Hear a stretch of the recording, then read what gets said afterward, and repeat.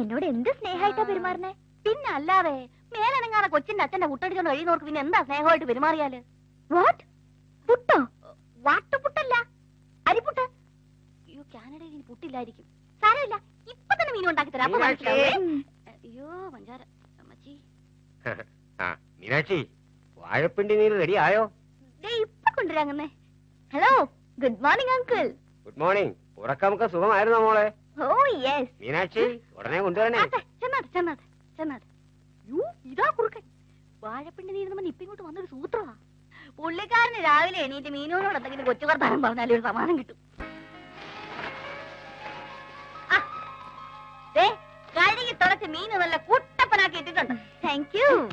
അമ്മാവൻ വരുമ്പോഴേ ഇത് കഴുകും തുടയ്ക്കും ഒക്കെ ചെയ്യാറുണ്ടായിരുന്നുള്ളൂ. എന്റെ ഡാഡിക്ക് ഏറ്റവും ഇഷ്ടമുള്ള വണ്ടിയായിരുന്നു. ഐശ്വര്യം കൊണ്ടുവന്ന് കയറിയ വണ്ടിയാണെന്ന് ഇടയ്ക്കിടയ്ക്ക് പറയായിരുന്നു.